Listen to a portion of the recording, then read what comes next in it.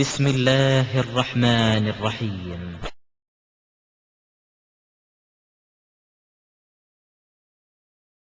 சில நபிமார்களுடைய வரலாறுகளை அல்லாஹ் குர்ஆன்ல எடுத்து சொல்றான். நபிமார்களுடைய வரலாறுகளை நம்ம எடுத்து பார்த்தோம்னா பெரும்பாலும் உங்களுடைய பிரச்சாரம் தான் இருக்கும். நபிமார்களுடைய வரலாறுல ஒரு வரலாறுனா ஒரு பாப்பா பேர் இது, அவங்க அம்மா பேர் இது, அவங்க பேர் முத்தாப்பா பேர் இது, அவங்க பெரியத்தா பேர் இப்படிலாம் எழுதி வச்சிருப்பாங்க வரலாறு. குர்ஆன்ல அப்படி இருக்காது. குர்ஆன்ல என்ன இருக்காது? யாருடைய வரலாறுலையும் மூசா நபியுடைய பாப்பா பேர் நமக்கு தெரியுமா? தெரியவே தெரியாது. அது ஒரு சில நபிமார்களுக்கு அந்த வரிசையா நபி மகன் நபியுடைய மகன் அப்படி வர்றாங்களே, அது வேண்டா தெரியும். யூசுப் நபியுடைய தகப்பனார் யாக்கூப் நபின்னு தெரியும், யாக்கூப் நபியுடைய தகப்பனார் இஸ்ஹாக்னு தெரியும், இஸ்ஹாக்குடைய தகப்பனார் இப்ராஹிம் நபின்னு தெரியும். இப்படி எல்லாரும் நபியா இருக்கிறாங்களே, அதனால நமக்கு தெரிஞ்சு போயிருச்சே தவிர சுலைமான் நபி தாவூது வாப்பாவும் 3 நபியா இருந்தாங்க, அதனால நமக்கு வாப்பா சுலைமான் நபிக்கு தாவூது அலைஹிஸ்ஸலாம் தகப்பனார்னு தெரியும். தாவூது அலைஹிஸ்ஸலாம் தகப்பனார் யாரு தெரியாது. சுலைமான் நபிக்கு தகப்பனார் தாவூதுன்னு தெரியும். தாவூது நபிக்கு தகப்பனாரு சொல்லப்படல. அது மாதிரி மூசா நபிக்கு தகப்பனாரு சொல்லப்படல, பேர் சொல்லப்படவில்லை. இப்படி எவ்வளவோ நபி சாலிஹ் நபின்னு வருது. அவங்க அப்பா பேர் என்ன யாருக்கா தெரியுமா? அம்மா பேர் தெரியுமா? ஆனா அந்த மாதிரி குர்ஆன்ல வரலாறு சொல்லவே இல்லை. யாரும் எந்த நபிமார்களுக்கு என்ன செய்யல, அப்படி வரலாறுகளாக குழந்தையா இருந்தாங்க அப்படி எதுவுமே இல்லை, ஒன்னும் சொல்லப்படவே இல்லை. எது சொல்லப்படும் நபிமார்களை பற்றி? அவங்க சத்தியத்தை எடுத்து சொன்னாங்கல்ல, அது அப்பப்பட்ட கஷ்டம், அதை எப்படி தாங்கி கொண்டார்கள், இந்த விவரங்களுக்கு தான் நபிமார்களை பற்றி குர்ஆன்ல சொல்லப்படுமே தவிர அந்த கதை கேட்டுட்டு போற மாதிரி என்ன விஷயங்கள் என்ன இருக்காது, நபிமாருடைய வரலாறுல இருக்காது. அதுக்கு ஊடைய அல்லாஹ் என்ன செய்யறான்னு கேட்டா, அவங்களுடைய பர்சனல் லைஃப் தனிப்பட்ட வாழ்க்கையில உள்ள முக்கியமான நமக்கு படிப்பினை உள்ள விஷயம் இருந்தா மட்டும்தான் அல்லாஹ் சொல்லுவான். அந்த மாதிரி மற்ற பிரச்சாரம் சம்பந்தப்பட்டது அனைத்துமே இருக்கும். அதுல பிரச்சாரத்தோட சேர்ந்து நமக்கும் ஒரு பாடம் படிப்பினை இருக்குமே, ஆனால் அவங்களுடைய சொந்த விஷயங்களை அல்லாஹ் என்ன செய்வான், சொல்லுவான். அந்த மாதிரி சில நபிமாருடைய சொந்த பிரச்சனைகள் நம்ம குர்ஆன்ல சொல்லி காட்டுறான். ஒரு உதாரணமா ஜக்கரியா நபி அல்லாஹ் சொல்றான். ஜக்கரியா நபி யாரு? அவங்க ஒரு சிறந்த நபி. ஏதாவது யஹ்யா அலைஹிஸ்ஸலாம், யஹ்யான்னு ஒரு நபி இருக்காங்க இல்லையா, அவங்களுடைய தகப்பனார் இந்த ஜக்கரியா நபி. இவங்க தான் அந்த மரியம் அலைஹிஸ்ஸலாத்தை எடுத்து வளர்த்து ஈசா நபி எல்லாம் வளர்த்து அதுக்கு கார்டியனா இருந்தவர் யாரு? இவர் ஒரே காலத்தில் உள்ளவங்க. ஜக்கரியா அலைஹிஸ்ஸலாம் அவர்களும், யஹ்யா அலைஹிஸ்ஸலாம் அவர்களும், ஈசா அலைஹிஸ்ஸலாம் அவர்களும், மரியம் அலைஹிஸ்ஸலாம் அவர்களும் 4 பேரு ஒரு ஊர்ல ஒரு நகரத்துல ஒரே காலகட்டத்தில் வாழ்ந்தவர்கள் இவங்க 4 பேருமே. அப்ப இந்த ஜக்கரியா அலைஹிஸ்ஸலாம் அவர்களுக்கு எல்லா மனிதனையும் போல அவங்களுக்கு ஒரு ஆசை இருக்குமா இல்லையா? நமக்கு ஒரு புள்ள வேணும்னு ஆசை இருக்கும். அவங்களுக்கு என்னன்னா தகப்பன் இல்லாம ஒரு பொம்பளைக்கு புள்ள பிறந்திருக்கு நமக்கு இல்லைன்னு அவருக்கு பெரிய ஏக்கம். ஏன்னா அவர் கண்ணு முன்னாடி பாக்குறாரு. அவர் கண்ணு முன்னாடியே மரியம் அலைஹிஸ்ஸலாத்துக்கு புள்ள பிறக்குது. அப்ப தகப்பன் இல்லாம ஒரு பெண்ணுக்கு குழந்தை பிறக்கிறது. அவங்களுடைய பொறுப்பாளியா கூட யாருதான் இருந்தா? ஜக்கரியா நபி தான் இருந்தாங்க. கப்பலஹா ஜக்கரியா அலைஹிஸ்ஸலாம் அவர்கள் தான் அந்த மரியம் அலைஹிஸ்ஸலாத்தை வளர்க்கக்கூடிய பொறுப்பை நினைஞ்சுக்கிட்டாங்க, சுமந்து கொண்டார்கள். சுமந்து கொண்டு அவங்க பள்ளிவாசலுக்கு போகும் பொழுது அங்க பள்ளிவாசலுக்கு நேர்ச்சை செய்யப்பட்டு மரியம் அலைஹிஸ்ஸலாத்தை விட்டுருக்கிறாங்க. அந்த காலத்துல ஆட்களே நேர்ச்சை செய்து வர்ற பழக்கம் இருந்தது அந்த உம்மத்துல. இந்த நம்ம உம்மத்துக்கு இது கிடையாது. முந்தின உம்மத்துல என்ன இருந்துச்சுன்னு கேட்டா, நான் என் பிள்ளை அல்லாஹ்வுக்காக கொடுக்குறேன்னு கொண்டாந்து பள்ளிவாசல விட்டுருவாங்க. அவங்களுடைய பள்ளிவாசல்கள்ல அங்க உட்கார்ந்து பள்ளிவாசல் சேவை செஞ்சிட்டு இருக்கணும். சரி, எந்த ஒரு சம்பளத்தையும் எதிர்பார்க்காம என்ன செய்யணும், அவங்க அல்லாஹ்வுடைய ஆலயத்தை சுத்தப்படுத்துறது அந்த வேலைகள்லாம் செய்வதற்காக வேண்டி நேர்ச்சி செஞ்சு விடுவாங்க. அது மரியம் அலைஹிஸ்ஸலாத்தை கொண்டாந்து என்ன செய்யாங்க, அது மாதிரி விட்டு இருந்தாங்க. அப்ப ஜக்கரியா அலைஹிஸ்ஸலாம் வளர்த்துக்கிட்டு இருக்கும்போது மரியம் அலைஹிஸ்ஸலாமுடைய அவங்களுடைய அறைக்குள்ள ஜக்கரியா நபி வருவாங்க. பார்த்தா அங்க உணவுகள் வைக்கப்பட்டிருக்கும். எப்படி வந்துச்சுன்னு தெரியாது. அந்நாளைக்கு ஹாதா, எப்படி உனக்கு இந்த உணவுலாம் எப்படி வந்துச்சு? நாங்க உனக்கு சப்ளை பண்ணல, நான் தானே உனக்கு பொறுப்பாளி, நான் சாப்பாடை கொண்டு வரல, நான் வரும்போது நீ சாப்பாடு ரெடியா இருக்கிறிய அப்படின்னு அவங்க என்ன செய்யறாங்க, ஹாதாமின் நிந்தில்லா, இது இறைவன் புறத்திலிருந்து வந்தது, அல்லாஹ் நாடியவர்களுக்கு நினையாப்புறமாக தருவான் என்று அவங்க சொல்றாங்க. அப்பதான் இவருக்கு ஓடுது, அப்ப இந்த மாதிரி நம்ம உணவு நம்ம கொண்டாந்து கொடுத்துட்டோம் உழவுனால, இந்த அம்மாவுக்கு என்ன வருது, இந்த பொம்பளைக்கு அது நினையாப்புறத்திலிருந்து மனிதன் வழியாக வராம இறைவன் புறத்திலிருந்து வருது என்று சொன்னா, அப்ப அல்லாஹ் நினைச்சதெல்லாம் செய்வானே. நமக்கு இவ்வளவு காலமா புள்ள இல்லாம இருக்குது, நம்ம கிழவன போனா என்ன, நம்ம தளர்ந்து போனா என்ன, நம்ம கேட்போம்லாட்ட. அப்பதான் ஹுனாலிக்க தஆ ஜக்கரியா ரப்பஹு அல்லாஹ் சொல்லி காட்டுறான். இப்பதான் அவருக்கே ஒரு நபியா இருந்து கூட இறைவன்ட்ட ஒரு குழந்தை வேணும்னு கேட்கணும்னு ஒரு தோணல. எப்ப தள்ளாத வயசுல எப்படி கேட்கறதுன்னு விட்டார் அவரை. முதல் இளமையா இருக்கும்போது கேட்டிருப்பாரு, என்னன்னு தெரியல. தள்ளாத வயசான உடனே அவருக்கு குழந்தை இல்லைங்கிற ஒரு ஃபீலிங் இருந்துகிட்டே இருந்திருக்குது. ஆனா என்ன செஞ்சிட்டாரு, நம்ம கிழவனா போயிட்டோம், பொண்டாட்டி கிழவியா போயிட்டா, இப்ப போயிட்டு பிள்ளை எங்க போய் கேட்கிறாள் தரவா போறான் அப்படின்னு சொல்லிட்டு வேற வேலையை பார்த்துட்டு இருக்காரு அவரு. அப்ப இந்த அம்மாவுக்கு அந்த அதிசயமான முறையில மரியம் அலைஹிஸ்ஸலாத்துக்கு உணவு கிடைச்ச உடனே அவருக்கு மனசுல என்ன தோணுதுன்னு கேட்டா, இப்ப கிடைக்காத ஒரு உணவு மனிதன் வழியா இல்லாம கூரை பொத்துக்கிட்டு வருதுங்க அந்த மாதிரி ஒரு அடிப்படையில கொண்டாந்து அல்லாஹ் உணவை கொடுக்கறான்னு சொன்னா, அவன் நமக்கு தரமாட்டான், நம்ம கிழவனா போனா என்ன, நம்ம முன்னாடி கிளவியா போனா என்ன, அல்லாஹ் நார்னா தந்துருவான் அப்படின்னு சொல்லிட்டு அப்பதான் என்ன செய்யற அல்லாட்ட கேட்கிறாரு. அதுல கேட்கும் போது கூட வெட்கப்பட்டுக்கிட்டு இதுநாதா ரப்போ நிதான் ஹபியா ரகசியமா கேட்கிறாரு. கிழட்டு பேருக்கு பாடுற பிள்ளை அப்படின்னு கேட்பாங்களா யாராவது சொல்லிடக்கூடாதுல. அவருக்கே 95 வயசு யாரெல்லாம் எனக்கு ஒரு பிள்ளையை தான் மயக்க போட்டு கேட்டான்னு வைங்க, இருக்கிற பிள்ளை எப்படி பார்ப்போம், ஒரு மாதிரி பார்ப்போமா இல்லையா? அப்ப அந்த மாதிரி அல்லாஹ் சொல்லி காட்டுறான், இதுநாதா ரப்போ நிதான் ஹபியா ரகசியமான முறையில் அல்லாட்ட என்ன செய்யறாரு, அழைத்து பேசுறாரு. என்ன பேசுறாருன்னா, ரப்பி இன்னி வகனல் அலுவம் இன்னி, இறைவா என்னுடைய எலும்பெல்லாம் தளர்ந்து போய்விட்டது, வஸ்தாலர் ரசு சைபா தலை வேற நரைச்சி போயிடுச்சு, அது மாதிரி ஒம்பராத்தி ஆக்கிரனை மனைவி வேற பிள்ளை பெற முடியாதவளாக இருக்கிறாள், உலமக்குன் பிதுவாய்க்கு ரப்பி சக்கியா, ஆனாலும் உன்னிடத்துல பிரார்த்தனை செய்வதில் நான் துர்பாக்கியசாலி ஆக மாட்டேன், நம்பிக்கை இழந்தவன் ஆக மாட்டேன், கேட்பேன், எனக்கு ஒரு பிள்ளைய கூடுன்னு கேட்கிறாரு. எப்ப கேட்கிறாரு, இந்த அதிசயத்தை பார்த்து விட்டு அல்லாஹ் நான் தருவான்னு கேட்கிறாரு. இப்ப நம்ம என்ன செய்யணும், இன்னும் கேட்கிறார், ரப்பிலா ததர்னி பர்தா, யாரெல்லாம் என்ன தன்னந்தனியால விட்டுறாத, எனக்குன்னு பேர் சொல்ல ஒரு ஆள் வேணுமா இல்லையா, திடீர்னு நான் போயிட்டேன்னா எனக்கு வாரிசு யாரு அப்படின்லாம் ரொம்ப இறக்கமாவெல்லாம் அல்லாட்ட கேட்கிறாரு. அப்ப இது 19வது சூறாவுல நீங்க பார்க்கலாம், 21வது சூறாவுல 89வது வசனத்தில் பார்க்கலாம், இந்த ஜக்கரியா நபியுடைய மொத்த செய்திகளும் அதுல வருது. அப்ப இதுல நம்ம என்ன விளங்குறோம், ஒரு நபி மரியம் அலைஹிஸ்ஸலாத்து பொறுப்பேற்கிற அளவுக்கு அந்த பைத்துல் முகத்தஸுடைய காவலரா அறங்காவலரா இருக்கிறாரு. அவருக்கு தள்ளாத வயசு வரைக்கும் புள்ள இல்ல. ஒரு மனிதன் எதை விரும்புவான், அவனுடைய பாக்கியத்துல பெரிய பாக்கியம் என்ன விரும்புவான், ஒரு இளைஞனா இருக்கும்போது ஒரு மனைவியை கல்யாணம் பண்ண நினைக்குவான், ஒரு இளம் பெண்ணா இருக்கும்போது ஒரு புருஷனை கல்யாணம் பண்ண நினைக்குவாங்க. அதுக்கு அடுத்து அவங்களுடைய ஆசை என்னவா இருக்கு, காசு பணம் எல்லாத்துக்கும் மேல நமக்கு ஒரு வாரிசு வேணும், நமக்கு ஒரு புள்ள வேணும். இதுதான் எல்லா மனிதனுமே விரும்பக்கூடிய ஒரு எதிர்பார்ப்பு. புள்ள வேணான்னு சொல்லக்கூடியவங்க யாருமே இருக்க மாட்டாங்க. அதுதான் எதிர்பார்ப்பாங்க. 2 வருஷத்துக்கு பிள்ளை இல்ல, 3 வருஷம் பிள்ளை இல்லாண்டையே அப்படி பைத்தியம் பிடிச்ச மாதிரி ஆயிடுவாங்க. இருக்கக்கூடிய ஆட்கள் எனக்கு சும்மா இருக்கிறீங்களான்னு கேட்பாங்களா, இவனுக்கு இன்னும் அப்செட் ஆகி போயிடும். அந்த மாதிரி எல்லாம் உலகத்துல எப்படி எதிர்பார்க்கிறாங்க, அவனும் எதிர்பார்க்கிறான். அப்ப இந்த நபி தானே இவர் அல்லாஹ்வுடைய தூதருங்கும் போது எல்லாருக்கும் கொடுக்கக்கூடிய வயசுல அவருக்கு ஒரு பிள்ளைய கொடுக்கலாம்ல, கொடுக்க காணாம்.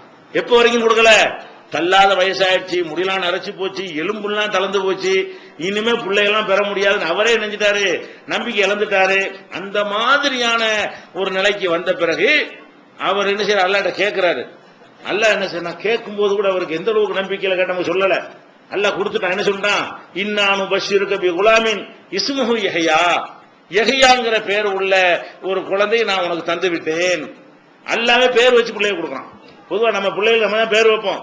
அல்லாஹ் பேர் வச்ச பிள்ளை யாருன்னு கேட்டா யஹ்யா நபி தான். ஏன், ஜக்கரியா நபிக்கு சொல்லும் பொழுது உனக்கு ஒரு பிள்ளைய தருவேன், பிள்ளைக்கு பேர் யஹ்யாங்கிறான் அல்லாஹ். அந்த யஹ்யாங்கிற பேரை என்ன செய்யறான், அல்லாஹ் பேர் வச்சு உனக்கு ஒரு பிள்ளைய தர்றேன்.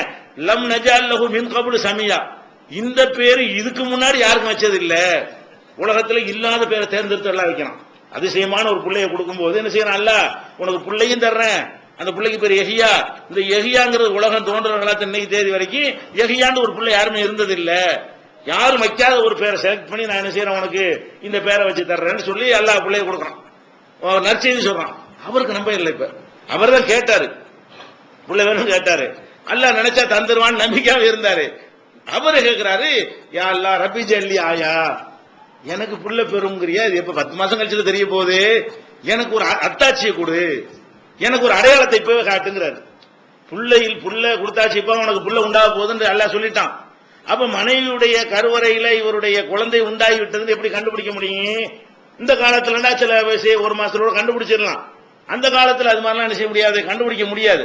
ஒரு 4-5 மாசம் ஆன பிறகு என்ன செய்யும், குழந்தை உண்டாயிருக்கிறார்கள், அது மாதிரியான ஒரு தோற்றங்கள் மக்களுக்கு தெரிய வரும் அந்த காலத்துல. அப்ப அவர் என்ன பண்றாருன்னா, ரப்பி ஜல்லி ஆயா, யாரெல்லாம் எனக்கு ஒரு அத்தாட்சி காட்டு, குழந்தை உண்டாயிடுச்சுங்கிறிய, குழந்தை எனக்கு தர்றா இருந்தா குழந்தை உண்டானதுக்கு எனக்கு ஒரு ஆதாரத்தை காட்டு. அல்லாஹ் என்ன செஞ்சான், ஆயத்துக்கு அல்லாத்துக்கு அல்லி மன்னாச சலாசலையாலின் சவியா, 3 நாளைக்கு உனக்கு பேச்சு வராது போ, அதான் ஆதாரம். வேண்டினா அவனுக்கு விளங்கிக்கிறேன், பேச முயற்சி பண்ணுவ, பேச்சு உனக்கு வராது, அப்ப நீ விளங்கிக்கிறன்னு உன் மனைவி கருவை சுமந்துட்டாங்க. உனக்கு குழந்தை வந்து என்ன செஞ்சிருச்சு, உற்பத்தி ஆயிடுச்சுன்னு விளங்கிக்க, 10 மாசம் கழிச்சு பாத்துக்க பிள்ளைய. இப்ப நீ உடனே தெரிஞ்சுக்கிறதா இருந்தா, என்னைக்கு உன் மனைவி வந்து குழந்தைய வந்து அவங்க சுமக்கிறார்களோ அன்றையிலிருந்து 3 நாளைக்கு யாரிடமும் உனக்கு பேச்சு வராது.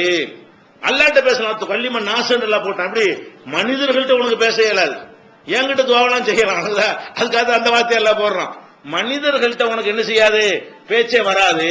அது மாதிரி அவர் என்னைக்கு பேச்சு வரலையோ அன்னைக்கு புரிஞ்சுக்கிட்டாரு நமக்கு குழந்தை உண்டாயிடுச்சு. இது என்ன, இதுல நம்ம எதுக்கு இதை நம்ம சொல்றோம்னு கேட்டா, அப்போ இறைநேசர்கள், பெரிய இறைநேசர்கள் நபி ஜக்கரியா நபியும் ஒரு இறைநேசர். கண்டிப்பா அவர் இறைநேசர் தான். அல்லாவே அவருக்கு பெரிய ஒரு உயர்வான அந்தஸ்தை வச்சு சொல்றான். அப்படிப்பட்ட ஒரு நபிக்கு இவ்வளவு காலத்து வரைக்கும் பிள்ளைய கொடுக்காம, புள்ள ஒரு இளமையில கொடுத்தாலும் வளர்க்கவாது முடியும். 95 வயசுல பிள்ளைய கொடுத்து எப்படி வளர்க்கறதுன்னு அந்த புள்ள நமக்கு உதவுமா? 95 வயசுல ஒருத்தன் பிள்ளைய பெத்தான்னு சொன்னா அது வளர்ந்து இளைஞனாகி சம்பாதித்து இவனுக்கு சோறு போடுமா, அதுக்குள்ள போய் சேர்ந்துருவான். அப்ப நமக்கு பிள்ளைய வளர்க்கவும் முடியாது. வளர்த்தா கூட அந்த குழந்தை வந்து நம்மளை வந்து சாப்பாடு போட்டு காப்பாத்துமானா காப்பாத்தாது, அதுக்கு முந்தைய நம்ம போய் சேர்ந்துருவோம். அப்ப 2 பேருக்கும் யூஸ் இல்ல. அந்த மாதிரி காலத்துல வந்து பிள்ளைய யாருமே விரும்ப மாட்டாங்க. அது என்ன செய்யணும், நடுத்தரமான வயசுல 35-40 வயசுல குழந்தை வந்தா என்ன செய்யலாம், அதை வந்து வளர்க்கலாம், படிப்பு கொடுக்கலாம், அதுக்கு தேவையான வசதிகள் எல்லாம் செஞ்சு கொடுக்கலாம். நம்ம திடீர்னு விழுந்துட்டோம்னா நம்மளை தூக்கி தாங்கி அந்த பிள்ளை நம்மளை காப்பாற்ற, இந்த மாதிரி தானே எல்லாரும் விரும்புவோம். சாதாரண எல்லா மனிதரும் விரும்பக்கூடிய இந்த ஒரு ஆசை ஜக்கரியா நபிக்கு நிறைவேறல. அவருக்கே அந்த சக்தி இருந்து, அப்படித்தான் நம்ம நினைக்கிறோம். நம்ம என்ன நினைக்கிறோம், நான் 100 ஆண்டவரை பிள்ளையை தாங்குறோம். இப்ப என்ன நினைச்சிட்டு கேட்கிறோம், அவருக்கு அந்த சக்தி இருக்குன்னு நினைச்சிட்டு கேட்கிறோம். அப்துல் கார் ஜிலானியே பிள்ளையை தான் கேட்கிறோம். அவருக்கு அந்த சக்தி, அவர் நினைச்சாரு என்ன செய்வார், நமக்கு பிள்ளையை தந்துருவாரு அப்படிங்கிற மாதிரி நினைத்து கொண்டு நம்ம கேட்கிறோம். அப்ப அந்த மாதிரியான சக்தி இவருக்கெல்லாம் இருக்குமா? ஆனால் ஜக்கரியா நபி கண்டிப்பா இருக்குமா இல்லையா? இவருக்கெல்லாம் இருக்கும்னா, அட்ரஸ் இல்லாதவர்கள், இறைநேசர்கள் என்று சொல்ல முடியாதவர்கள், நம்மளா இறைநேசனுடைய கற்பனையால் எழுதி வைத்து இவர்களுக்கு இந்த சக்தி இருக்குமே. ஆனால் இந்த சக்தியை விட பல மடங்கு சக்தி இறை தூதர்களுக்கு இருக்குமா, இருக்காதா? அப்ப ஜக்கரியா நபிக்கு வந்து அந்த மாதிரி சக்தி இருந்து அவர் என்ன பண்ணிருப்பார், நம்ம அல்லாட்ட கேட்கணும், சூழ்நிலை சொல்லி உண்டாக்கிற வேண்டியான அவர் பிள்ளை பெத்துக்கிறலாமாங்க. அவருக்கு வேண்டிய பிள்ளைய அவர் பெத்துக்கிற முடியாம, இறைவா நான் யார்கிட்ட போய் கேட்பேன், உன்னை விட்டு எனக்கு யார் இருக்கிறா, உன்கிட்ட கேட்கறத விட்டு நான் நம்பிக்கை இழக்க மாட்டேன், நீ எப்படியா தந்துதான் தீருவேன், நீ தராம இருக்க மாட்டேன் என்று புடிவாதம் முடிச்சு அல்லாட்ட கேட்டாரே தவிர அவர் உண்டாக்கி கொண்டாரா? அப்ப உண்டாக்கி கொண்டிருந்தால் இந்த மாதிரி 95 வயசுல உண்டாக கேட்டிருப்பாரு. உண்டாக்குறாரு 35-40 வயசுல பிள்ளை பெற்று அவர் என்ன செய்வாரு, அவரா உண்டாக்கி அவரா எல்லாரையும் போல இருந்திருப்பாரா இல்லையா? எல்லார் மத்தியிலும் எவ்வளவு கேவலமா இருந்திருக்கும். ஒரு மனிதன் வந்து 85-95 வயசுல பிள்ளை இல்லாம வெளியே நடமாடிட்டு இந்த காலத்துல சாதாரணமா போச்சு. அந்த காலத்துல பெரிய ஆண்மைக்கு அடையாளம் வச்சிருந்தாங்க. ஆண்மைக்கு பிள்ளைக்கு சம்பந்தமே கிடையாது, ஆண்மைக்கும் குழந்தைக்கும் எந்த சம்பந்தமும் கிடையாது. இப்ப கண்டுபிடிச்சிட்டாங்க. குழந்தை இல்லாம போறதுக்கு வந்து உயிரணு உள்ள கோளாறா இருக்கும், அது மாதிரியா வந்து பெண்ணுடைய கருவறையில கோளாறு இருக்கும், ஒரு அடப்பு இருக்கும், பல கோளாறுகள் இருக்கு. அவங்க குடும்ப வாழ்க்கையில சந்தோஷமாலாம் இருப்பாங்க, அதுக்கும் பிள்ளைக்கு சம்பந்தமே கிடையாது. ஆனால் அந்த காலத்துல ஒரு பார்வை நீங்க பாத்தீங்கன்னு சொன்னா இவர் எவ்வளவுக்கு மன உளைச்சலுக்கு ஆளா இருப்பாரு. நம்மளாம் என்ன மாதிரி ஒரு மாதிரியா பாப்பாங்கல்ல, நான் மரியாதை இல்லாம போயிடுச்சே, நபிங்கிறாரு முதல்ல பிள்ளை இல்லாம இருக்காரு அப்படின்னு சொல்லிட்டு தாவாவே ஈடுபடாத, அந்த மாதிரியான ஒரு நிலையில எவ்வளவு கஷ்டப்பட்டிருப்பாரு. அப்ப இது என்ன விளங்குது, அல்ல நான் இருக்கேன்னு காட்டுறதுக்கு தான் நினைச்சது கூட அல்ல பெரிய விஷயமா? எவனுக்கு அல்ல பிள்ளைய கொடுக்கும் போது இவருக்கு ஒரு 35 வயசுல பிள்ளைய கொடுக்குற பெரிய கஷ்டம் அல்லாவுக்கு ஆகிட்டு போயிருது. எது கொடுக்காம இருக்கிறான்? இந்த மாதிரி நபிமார்களுக்கு இப்படி செஞ்சா அதை நம்ம ரெக்கார்டு குர்ஆன்ல ரெக்கார்டு பண்ணனா அதை இந்த மக்கள் பார்த்தா ஒழுங்கா தௌஹீத புரிஞ்சுக்கிருவாங்க. அல்லாஹ் செஞ்சது எதுக்கு இது செய்யறாது? அவர் தண்டிக்கிறதுக்கு அவர் செஞ்சான்ல. அல்லாஹ் நினைத்தால் சின்ன ஒரு மேட்ரு, ஆனா கொடுக்கல. எதனால கொடுக்கல? ஏழாம கொடுக்கலையா? அவர் மேல உள்ள வெறுப்புல கொடுக்கலையா? அவரை தண்டிக்கிறதுக்காக வேண்டி கொடுக்கலையா? அப்படிலாம் கிடையாது. அவன் நினைக்கும் போது தருவான். யஹபுல் இமன் யஷாவு துக்கூர், நாடியவர்களுக்கு ஆம்பளை பிள்ளைய தருவேன். யஹபுல் இமன் யஷாவு இனாதா, நாடியவர்களுக்கு பொம்பளை பிள்ளைய தருவேன். தேலும் மையஷாவு அவு யுஸவ்விஜுஹும் ذுக்ரான இனாதா, நினைச்சேன்னு சொன்ன ஆம்பளை பிள்ளையும் பொம்பளை பிள்ளையுமா கலந்தும் கொடுப்பேன். ஏஜாலும் மையஷாவு ஆக்குமா, நினைச்சேன்னு சொன்னா பிள்ளை இல்லாம ஆக்குவேன். அந்த ஒரு ரைட்ல கொடுக்காம இருந்தானே தவிர அப்ப எப்ப கொடுக்க நினைச்சாலும் அப்ப கொடுத்துட்டான். அப்ப இது என்ன பாடமா இருக்கிறது? நபி இறை நேசர்களாக இருந்தால் கூட அவர்களுக்கெல்லாம் இந்த மாதிரி சக்தியெல்லாம் அல்ல கொடுக்கவே இல்லை. இந்த மாதிரி நம்ம அல்லாஹ் செய்யக்கூடிய வேலைகளை எல்லாம் அவங்க செய்வாங்கன்னு நினைக்கிறதுக்கு எந்த விதமான ஒரு முகாந்திரம் இல்லை என்பதற்கு இது ஒரு பெரிய ஆதாரமா இருக்கிறது. இதை நீங்க தெரிஞ்சு கொள்ளணும். அடுத்து என்னன்னு கேட்டா, யூனுஸ் நபி வரலாறு ரொம்ப முக்கியமான வரலாறு. இறை நேசர்கள்னா யாரு, அவங்களுக்குரிய எல்லை என்ன? நம்ம என்ன செய்யறோம்? இறை நேசர் அல்லாஹ்வுக்கு சமமாக்கி வச்சிருக்கிறோம். அல்லாஹ்வுக்கு பக்கத்துல அரசுக்கு பக்கத்துல இன்னொரு சீட்டை போட்டு உட்கார வச்சிருக்கான்னு சொல்றவங்க எல்லாம் இருக்கிறாங்க. அவுளியாண்ட அந்த மாதிரி கிரேடுன்னு வச்சிட்டு இருக்கிறாங்க. அப்ப அவுளியாக்கள்லாம் பெரிய அவுளியாக்களாக இருந்த நபிமார்கள்ல யூனுஸ் அலைஹிஸ்ஸலாம் ஒரு நபி. அவங்க அந்த காலத்துல பெரிய மக்கள் தொகைக்கு அனுப்பப்பட்ட நபி. அவர் அந்த காலத்துல 1 லட்சங்கிற பெரிய நம்பர் தானே. எந்த ஒரு நபியையாவது இத்தனை மக்களுக்கு அனுப்புனா இல்ல குர்ஆன்ல சொல்லவே இல்லை. இவருக்கு மட்டும் தான் சொல்றான். இவருக்கு மட்டும் என்ன சொல்றான்? அல்ல அர்சல்னாஹு இலா மிஅத்தி அல்ஃபின் அவ் யஸீதுன். இவரை ஒரு சமுதாயத்துக்கு அனுப்பணும், அவங்களுடைய எண்ணிக்கை 1 லட்சம் அதுக்கு மேல இருந்தது. 1 லட்சம் பேருக்கு மேற்பட்ட சமுதாயத்திற்கு அனுப்பணும் நம்பர் குறிப்பிட்டு சொன்ன ஒரே நபி இவர் தான். மற்றவங்க அந்த காலத்துல 50 பேர் 100 பேர் ஊர்ல இருப்பாங்க, அவ்வளவுதான் ஒரு மக்கள் தொகை, அவ்வளவுதான். இவர் அனுப்பப்பட்ட ஒரு சமுதாயம் எப்படிப்பட்டதுன்னா 1 லட்சம் பேருக்கு அவர் அனுப்பப்பட்டாரு என்று எல்லாம் சொல்லி காட்டுகிறான். அப்ப அவ்வளவு பெரிய மக்கள் தொகைக்கு இவர் யூனுஸ் அலைஹிஸ்ஸலாம் அவர்கள் அனுப்பப்படுகிறார்கள். அனுப்பப்பட்டோன்னு என்ன ஆகுது? அவங்க போய் பிரச்சாரம் பண்றாங்க, எல்லா நபிமார்களையும் போல எதிர்க்கப்படுறாங்க, எல்லா நபிமார்கள் போலவும் அவங்க பொய்யாக்கப்படுறாங்க. எல்லா நபிமார்களும் ஒரு அளவுக்கு மேல போய் என்ன செய்வாங்க? இறைவன்ட்ட துஆ செய்வாங்க இல்லையா? எல்லா நபிமார்களும் பிரச்சாரம் செய்வாங்க, முடிஞ்ச அளவுக்கு சகித்து கொண்டு செய்வார்கள். இனிமே முடியாது, இவங்க தேர மாட்டாங்க, இனிமே தாங்க முடியாது என்கிற நிலைமை வரும் பொழுது அல்லாஹ்விடத்துல என்ன செய்வாங்க? யா அல்லாஹ், இனிமே இவங்களை விட்டு வச்சு ஒண்ணும் இல்ல, சொல்ல வேண்டிய அளவுக்குலாம் சொல்லியாச்சு, ஒருத்தவங்க வர்ற மாதிரி தெரியல, நீ இவங்களுடைய துன்பத்தை எங்களுக்கு தாங்கிக்கிற முடியல, அதனால நீ இவங்களை பினிஷ் பண்ணி விட்டுரு, இவங்களை தண்டிச்சிருன்னு சொல்லி அல்லாஹ்ட்ட துஆ செய்து விடுவார்கள். இப்படி பல நபிமார்கள் செஞ்சிருக்கிறாங்க. இவங்களும் யூனுஸ் அலைஹிஸ்ஸலாம் அது மாதிரி அல்லாஹ்விடத்துல பிரார்த்தனை செஞ்சிடறாங்க. அல்லாஹ் என்ன பண்ணிடுறான்? அதை ஏற்றுக்கொண்டு அவங்க நீ ஊரை விட்டு வெளியேறிரு, நீ ஊரை விட்டு வெளியேறிரு, அப்படிதான் அல்லாஹ் செய்வான். அல்லாஹ் இந்த குற்றவாளிகளை அழிக்கிறதா இருந்தா நல்லவங்களை தனியா அப்புறப்படுத்தி தான் அழிப்பான். இந்த சுனாமி, புயல், பூகம்பத்தில் அழிவுலாம் இருக்குது, இதெல்லாம் அல்லாஹ்வுடைய வேதனை, கோபப்பார்வைலாம் அப்படி சொல்லுவாங்க, அதெல்லாம் பொய். அப்படிலாம் கிடையாது. அல்லாஹ் கோபப்பார்வைக்கு அழிக்கிறதா இருந்தா நல்லவங்களை பிரிச்சு எடுத்துக்கிட்டு கெட்டவங்களை அழிப்பான். எல்லாம் கலந்து இருக்கும்போது அழிச்சான்னா அது காரணம் கிடையாது. எல்லாம் கலந்து இருக்கும்போது நல்லவன் கெட்டவன் எல்லாம் சேர்ந்து இருக்கும்போது போட்டு அமுக்கனானா நாலு நல்லவன் தான் போயிடுறான், கெட்டவன் தான் போயிடுவான். அது அழிக்கிறது கிடையாது. நபிமார்கள் காலத்துல எல்லாம் எப்படி அழிப்பான்னு கேட்டா, நபிமார்கள் நல்லவங்களை அப்படி தனியா ஊருட்டு வெளியேறிடுங்க, நீங்க வெளியேறிடுங்க, அவங்க அங்கே இருக்கட்டும், அங்க வச்சு ஒரு அமுக அமைக்கிடுவோம், அப்படித்தான் எல்லாரையுமே எல்லாம் அழிச்சிருக்கிறான் முந்தைய சமுதாயங்கள்ல. அப்ப அந்த மாதிரி யூனுஸ் அலைஹிஸ்ஸலாம் என்ன பண்றாங்கன்னு கேட்டா அல்லாஹ் சொன்னோன்னு வெளியேறிடுறாங்க. வெளியேறின உடனே அந்த ஊர் ஆட்கள் என்ன செய்யறாங்க? பாக்குறாங்க, அந்த அறிகுறி தென்படுது. இவர் அழிய யூனுஸ் எச்சரிக்கை பண்ணார், அழிய போறீங்க, அதான் பொறப்பு வருது, அல்லாஹ்வை ஏத்துக்கிறேன்னா கடுமையான உங்களுக்கு துன்பங்கள் ஏற்படும் என்றெல்லாம் சொல்லி பாக்குறாங்க. அப்ப ஏத்துக்கிறல.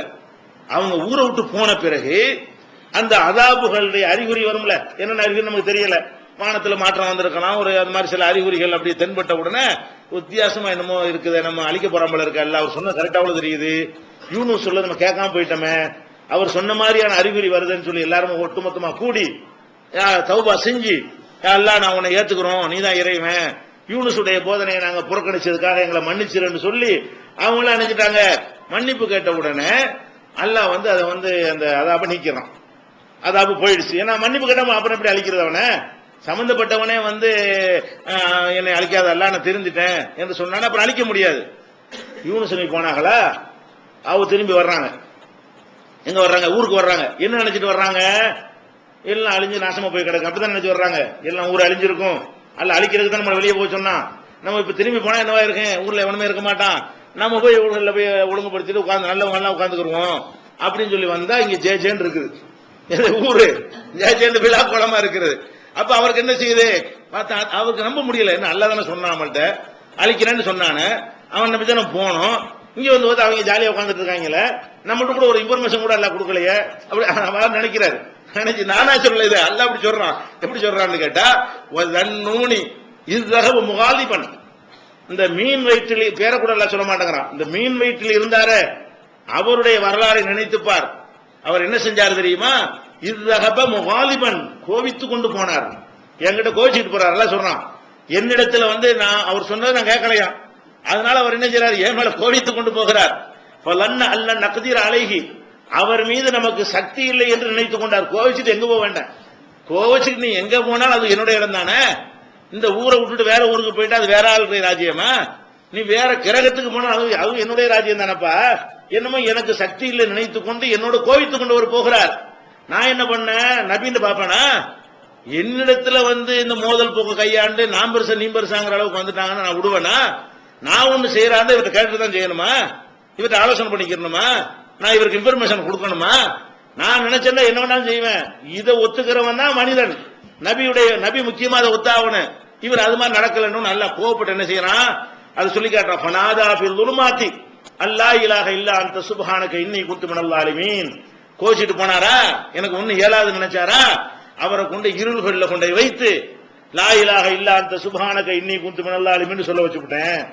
என்கிட்ட கோச்சிட்டு போனார்ல, அதுக்கு நான் கொடுத்த தண்டனை என்ன, மீன் வயிற்றுல கொண்டே அவரை சிறை வைத்து பல இருள்கள்ங்கிறான். ஏன்னா கடல் ஒரு இருள், மீன் ஒரு இருள், அதனுடைய அப்படி பல இருள்கள், பல இருளுக்கு மேல இருளுக்குள்ள அவரை வைத்து இது மாதிரி அவரை சொல்ல வச்சுட்டேன்.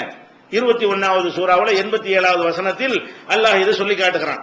அதே மாதிரி இந்த 68வது அத்தியாயத்தில் 48வது வசனத்திலையும் இதை சொல்றான். எப்படி சொல்றான்னா, ஃபஸ்பிர் லி ஹுக்மி ரப்பிக்க, நபியே அல்லாஹ்வுடைய கட்டளை வர்ற வரைக்கும் பொறுமையா இருக்கணும். நீங்க அவசரப்படுற மாதிரிலாம் நாங்க தண்டிக்கவும் மாட்டோம். அல்லாஹ் சொல்றாங்க. ரொம்ப துன்பப்படுறாங்க, கஷ்டப்படுறாங்க, சஹாபாக்கள் வேதனைப்படுறாங்கன்னு ரசூலுல்லாஹ் என்ன செய்யறாங்க, முறை ஹிஜ்ரத் பண்ற அளவுக்கு வர்றாங்கல்ல, இன்னும் எல்லாம் பார்த்துட்டே இருக்காங்க, நம்ம அடிச்சுட்டே இருக்காங்க, நம்ம கை தான் தாழ்ந்துகிட்டே இருக்குது, அவங்க ஓங்கிக்கிட்டே இருக்கிறது, வீட்டுல உட்கார முடியல, உயிரோட நடமாட முடியல, அவங்க சுதந்திரமா நடமாடுறாங்க, நம்ம எல்லாமே டவுன் ஆகிட்டே இருக்கிறோம் சொல்லி அவங்க வெக்ஸ் ஆகி போறாங்க இல்லையா. அவங்களுக்கு ஆறுதல் அல்லாஹ் என்ன சொல்றான்னு கேட்டா, ஃபஸ்பிர் லி ஹுக்மி ரப்பிக்க, அல்லாஹ்வுடைய கட்டளைக்கு நீ பொறுமையா தான் காத்துக்கிட்டு இருக்கணும். நீங்க உங்களை அடிச்சோன்னு நாளைக்கு நாங்க திருப்பி அழிச்சிட மாட்டோம், நாங்க வெயிட் பண்ணுவோம், அழிக்காம கூட விடுவோம், அது நம்ம ரைட்டுங்கிறான் அல்லாஹ். நீ ஃபஸ்பிர் லி ஹுக்மி ரப்பிக்க, உன்னுடைய இறைவனுடைய தீர்ப்புக்கு நீ பொறுமையாக காத்திருக்க வேண்டும். வலா தகுன் கசாஹிபில் ஹூத், இந்த மீன் வயித்துல இருந்தார அவர் மாதிரி ஆயிராத. அல்லாஹ் எப்படி சரிக்கிறான், அந்த யூனுஸ் நபி பேரை சொல்லாம இந்த யூனுஸ் நபி என்ன பண்ணாரு, அவர் சொன்னதை நாங்க கேட்கணும்னு நினைச்சாரு, அவசரப்பட்டாரு, அவர்கிட்ட ஆலோசனை பண்ணி தான் நான் முடிவெடுக்கணும்னு நினைச்சாரு. அந்த அதிகாரம்லாம் நபிமார்களாய் உங்களுக்கு நாங்க தர கிடையாது. நீ என்ன செய்யணும், பொறுமை, நீங்க மனுவை போட்டு பேசாம இருக்கணும். அழிக்கிறாரு அழிப்பேன், அழிக்காம விடுறத விட்டுருவேன், காலம் கடந்து அழிப்பேன், என்னுடைய ரைட்ல உள்ளது, அதை கேட்க நீ யாருங்கிற மாதிரி எல்லாம் சொல்றான். அப்ப ஃபஸ்பிர் லி ஹுக்மி ரப்பிக்க, உன்னுடைய இறைவனுடைய தீர்ப்புக்காக நீ பொறுத்திருக்க வேண்டும். வலா தகுன் கசாஹிபில் ஹூத், இந்த மீன் வயிற்றில் இருந்தவர் மாதிரி நீ ஆகாதே. அது சொல்லிட்டு அல்லாஹ் சொல்லி கேட்டான், லவ்லா அன்த தாரகஹு நிஅமத்தும் மிர் ரப்பிஹி, அல்லாஹ்வுடைய என்னுடைய அருள் மாத்திரம் அவருக்கு இல்லை என்று சொன்னால் லனுபித பில் அராயி வஹுவ மதுமூம், கேவலமான நிலையில அவரை வெட்ட வெளியில தூக்கி எரிஞ்சிருப்பேன். போனா போதுன்னு அவரை நான் மன்னிச்சுட்டேன். அவர் செஞ்ச வேலைக்கு நான் ஒரு முடிவை எடுக்கிறேன், என்கிட்ட கோச்சிக்கிட்டு போறது என்ன அர்த்தம், நல்லா ஏன் செஞ்சேன்னு என்கிட்ட கேட்டிருக்கேன், என்னெல்லாம் சொன்னீங்க, இவங்க நல்லா ஜாலியா இருக்கிறாங்களே, எனக்கு புரியலையேன்னு சொல்லி என்னிடத்துல என்ன நடந்துச்சுன்னு கேட்கலாம். அவர் என்ன செய்யறாரு, நம்மள்ட்ட ஒண்ணு சொல்லிவிட்டு அல்ல வேற ஒண்ணு செய்யறான்னு அவர்கிட்ட கேட்டுதான் செய்யணுங்கிற மாதிரி ஒரு தோரணையில் நடந்து கொண்டாருன்னு பார்த்துட்டு இருப்பானா, இந்த தன்மை வந்துடக்கூடாது பார்த்துக்கங்கிறான்ல. ஒவ்வொரு நபியுடைய வரலாறையும் சொல்லிவிட்டு அந்த நபி வழியில நீங்களும் போங்கன்னு சொல்றான்ல, இந்த நபியை சொல்லிவிட்டு இந்த வழி போவாதங்கிறான். எந்த நபியுடைய வரலாறு சொன்னாலும் அல்லாஹ் என்ன செய்வான்னு கேட்டா, உலாயிகல்லதீன ஹதாஹுமுல்லாஹ், அவர்களுக்கு அல்லாஹ் நேர்வழி காட்டிவிட்டான், ஹுதாஹு முக்ததி, அவங்களுடைய நேர்வழியைத்தான் நீ ஃபாலோ பண்ணணும் என்று ஒவ்வொரு நபியுடைய செய்தியை சொல்லிட்டு, முகமதே நபியை நீங்களும் இதை ஃபாலோ பண்ணுங்க, நீங்களும் பின்பற்றுங்கன்னு அல்லாஹ் சொல்லுவான். யூனுஸ் நபியை பத்தி சொல்லும்போது என்ன சொல்றான்னு கேட்டா, வலா தகுன் கசாஹிபில் ஹூத், அந்த யூனுஸ் நபி மாதிரி ஆயிராத, அந்த மெண்டாலிட்டி அந்த தன்மை வந்துடக்கூடாது. எந்த மெண்டாலிட்டி, அல்லாஹ் ஒண்ணு ஆமன்னா சொல்லலான்னு நம்மள்ட்ட சொன்னது மாசமா கூட அவன் செய்வான், பேசாம இருந்துக்கிறன்னு. ஏன் அவனை எதுக்கு ஏழுமா, நம்ம யாருங்கிறான், எதுக்கு ஏழுமா, பூண்டு அழிஞ்சு போயிடும். நம்ம என்ன செய்ய முடியும், நமக்கு என்ன வலிமை என்ன, நம்ம சக்தி என்ன, நம்ம ஒண்ணுமே இல்ல, அல்லாஹ்வோட கம்பேர் பண்ணா ஒண்ணுமே இல்ல. அப்ப அதை ஒரு அடியார் வழங்கினதுக்கு பேர் தான் சரியான ஒரு அடியாரா இருப்பாரு. தவிர நான் நபியா இருக்கும் பொழுது என்கிட்ட ஒண்ணு சொல்லிட்டு அவன் வேற ஒண்ணு செஞ்சா எப்படின்னு கேட்டா எப்படி ஆகும், அதை கண்டிக்கிறான். 68-48 கண்டிக்கிறான். அதே மாதிரி சொல்றான், ஃபலவுலா அன்னஹு கான மினல் முஸப்பிஹீன், இவர் செஞ்ச வேலைக்கு ரொம்ப தண்டனை கொடுத்திருப்பேன். இவர் ஒரு தஸ்பீஹ் செஞ்சார், அல்லாஹ் சொல்றான். இவர் ஒரு தஸ்பீஹ் என்ன செஞ்சாரு, லா இலாஹ இல்லா அன்த, இறைவா உன்னை தவிர இறைவன் இல்லை, சுப்ஹானக நீ தூயவன், இன்னி குன்து மினல் ஸாலிமீன், நான் தான் அநியாயக்காரனா போயிட்டேன், நான் செஞ்சதான் தப்பு, நான் உன்னை போய்க்கலாமா, உன்னுடைய எதிர்கேள்வி கேட்கலாமா, உன்னுடைய தீர்ப்புக்கு அதிருப்தியை தெரிவிக்கலாமானா, நான் தான் அநியாயக்காரன் என்று அவர் தஸ்பீஹ் செஞ்சார. இந்த தஸ்பீஹ் அவர் செய்யாமல் இருந்தால் லபிஸ ஃபீ பத்னிஹி இலா யௌமி யுபாஸூன், திரும்ப எழுப்பப்படுற காலம் வரைக்கும் மீன் வயிற்றுக்குள்ளே அவர் வச்சிருப்பேன், கியாமத் நாள் வரைக்கும் நினைஞ்சிருப்பேன் அவரை. அன்னைக்கு சீக்கிரம் வெளியேற்றிட்டேன். எதனால? அவர் மன்னிப்பு கேட்டு உணர்ந்து, ஆகா நம்ம இவ்வளவு பெரிய தப்பு பண்ணிட்டோம், அல்லாஹ் கோபத்தை உண்டாக்கிட்டோமே நடந்தார, அதுக்காக வேண்டி விட்டனே தவிர இல்லன்னா லபிசபி பத்தனிகி இலா யோமி யுபாசுன், திரும்ப எழுப்பப்படுற காலம் வரைக்கும், கியாம நாள் வரைக்கும் அவர் மீன் வயிற்றுல தான் கிடப்பார். மீன் வயிற்றுல இருந்தா எழுப்பப்படுவார். அந்த மாதிரி நான் அவர் ஆக்கியிருப்பேன். அவர் ஒரு தஸ்பீஹ் செஞ்சார், அதை நான் ஏத்துக்கிட்டேன். இப்ப யூனுஸ் நபியை குறை சொல்லக்கூடாது. இந்த மன்னிப்பு கேட்ட காரணத்தினால் அவரை அல்லாஹ் தேர்ந்தெடுத்து சாலிஹீன்களில் ஒருவராக ஆக்கிவிட்டான். இப்ப யூனுஸ் நபி அல்லாஹ் மன்னிச்ச பிறகு அவர் கெட்டவர் கிடையாது. ஆனா அல்லாஹ் அந்த மன்னிக்கிறதுக்கு முன்னாடி உள்ள கண்டனங்களும் இவ்வளவு கடுமையான கண்டனங்களை எல்லாம் சொல்லி காட்டுகிறான். இது 37 144வது வசனத்தில் இருக்கிறது. 68 68வது சூறாவுல 50வது வசனத்தில் இது பாக்குறீங்க. இது மொத்த சம்பவத்தை விளைவிக்கிறது. இதெல்லாம் குர்ஆன்ல உள்ளதுதான். இது கட்டுக்கதைகள் ஒண்ணும் கிடையாது. அப்ப அல்லாஹ்வுடைய திருவேதத்தில் என்ன சொல்லி காட்டுறான்னா, ஒரு நபிக்குரிய எல்லை என்ன, ஒரு நபிக்குரிய அதிகாரம் என்ன, நபி விரும்பினதெல்லாம் அல்லாஹ் செய்வானா, அவர் விரும்புறதை செய்யலைங்கிறதுக்காக கோச்சிக்கிற ஏழுமா? எவ்வளவு பெரிய நல்ல சொந்த பகை கூட இல்லை. யூனுஸ் நபிக்கு அந்த சமுதாயத்துக்கு சொந்த பகையா, கொடுக்கல் வாங்கல் தகராறா, தீனுக்காக தான் அவங்க மேல கோவிச்சாரு. யூனுஸ் நபிக்கு அந்த கோபத்துக்கு என்ன காரணம்? இவ்வளவு அக்கிரமக்காரங்களா இருக்காங்க, இவங்கள போய் எல்லாம் காப்பாத்தி விட்டானு சொல்லி அந்த தீன்கிற வகையில, கொள்கைங்கிற வகையில தான் அந்த கோபம் கூட வருது. அது கூட வரக்கூடாது. உலகத்துல பாக்குறோம், நம்ம ஏகத்துவத்தை சொல்றோம், நமக்கு அடி மேல அடி விழுவோம், நம்ம டவுன் ஆகிட்டு போவோம், ரொம்ப பொய் கேஸ் போடுவாங்க, ஜெயிலுக்கு போவோம். அதுக்கான கொள்கையை விட்டுற முடியுமா? என்னென்ன தௌஹீத் சொல்லி அல்லா இருக்கான், நம்ம தௌஹீதுக்காக பாடுகிறோம், நம்மளை விட்டுட்டு அவனுக்கு அவங்க ஓங்குதுன்னு கேட்க முடியுமா? அல்லாஹ் நினைச்சா ஓங்கும். அல்லாஹ் நினைத்தால் நம்ம கை ஓங்கலாம். அல்லாஹ் நினைத்தால் சத்தியத்தை சொல்றவங்களுக்கு அடி மேல அடி, அடி மேல அடி, அடி மேல அடி, உத மேல உத, பின்னடைவுக்கு மேல பின்னடைவு வரலாம். ஆனா நமக்கு அப்படி வரல. அல்லாஹ் மேலதான் கொண்டு வந்துட்டு இருக்கான். மாத்தி வந்தா கூட நம்ம கொஸ்டின் பண்ணிக்கலாமாங்கிறேன். இப்ப இருக்கிறதுக்கு நேரம் உள்டாவா தலைகீழ போய் நம்ம எல்லாத்தையும் விட அதில் தள்ளப்பட்டாலும் கொள்கையை மாத்திக்கிற முடியுமா? அல்லாட்ட எதிர்கேள்வி கேட்க முடியுமா? என்ன உனக்காக நான் பாடுபடுறேன், எங்க கை ஓங்காம அவன் கை ஓங்குதுன்னு கேட்க முடியுமா? அதை யூனுஸ் நபியே எல்லாம் கேட்க விட மாட்டேங்கிறான. அப்ப இது ஒரு யூனுஸ் நபியுடைய வரலாறு. நல்லடியார்களுக்கு என்ன இல்ல, அடிமைதான். நல்லடியார்களுக்கு என்ன இல்ல, நல்ல அடிமை. அதோட நிறுத்திக்கிறேன். எஜமான் தனத்துக்கு வந்துடக்கூடாது. எந்த நல்லடியாரும் தன்னை ஒரு அடிமைங்கிற யாபத்தை வச்சுக்கிட்டு இருக்கணும். அல்லாவுக்கு நம்ம அடிமை, அல்லாஹ் சொல்றது நம்ம அல்லாஹ் மீறி நம்ம ஒன்றும் செய்ய முடியாது அப்படிங்கறத காட்டுறதுக்கு தான் யூனுஸ் நபியுடைய வரலாறுல இப்படி ஒண்ணு ஏற்படுத்தி இது மாதிரி நீங்க ஆயிராதீங்க ரசூலுல்லாஹ்வுக்கு எச்சரிக்கை செய்கிற விஷயத்தை நம்ம பார்க்கிறோம். அதே மாதிரி அய்யூப் நபி அவங்களுடைய வரலாறு எல்லாம் சொல்லி காட்டுறோம். அவருடைய வரலாறு பிரச்சாரம், போக்குவரத்து அதுகள்லாம் அதிகமாக சொல்லப்படவில்லை. அவருடைய வரலாறுல எல்லாம் என்ன சொல்றான்னு கேட்டா, அவருக்கு ஏற்பட்ட கஷ்டம் துன்பங்கள் இருக்குல்ல, அதைத்தான் அல்லாஹ் குர்ஆன்ல சொல்லி காட்டுறான். அவருக்கு வந்த கஷ்டம், அவருக்கு வந்த துன்பம் ரொம்ப கடுமையான ஒரு துன்பம். அந்த துன்பங்களை எல்லாம் அவர் அதை சகித்து கொண்டுதான் இருந்தார். அவர் ஒன்றும் செய்ய முடியல. அவர் அல்லாஹ்வுடைய நபியா இருந்தா கூட அவர் நாங்க நபியாச்சு, எனக்கு என்ன துன்பம், ஊதி விட்டா எல்லாம் ஓடி போயிருமே அப்படி நடந்துக்கிற முடிஞ்ச அவரால. அவரை பத்தி எல்லாம் சொல்லி காட்டுறான். அய்யூப் நபியை பத்தி, அய்யூப இதுநாதா ரப்பஹு, அய்யூப் அலைஹிஸ்ஸலாம் அவர்கள் இறைவனிடத்தில் அழைத்து பிரார்த்தனை செய்தார். அங்கதான் மனு போட முடியும். எவ்வளவு பெரிய மகானா இருந்தாலும் அவங்க தனக்கு தானே செஞ்சுக்கிற முடியாது. அவங்களுக்கு ஒரு விஷயம் நடக்கிறதா இருந்தா கூட என்ன செய்யணும், அல்லாஹ்ட்ட போய் பெட்டிஷன் போடணும். நம்ம போடுற மாதிரி போட வேண்டும்.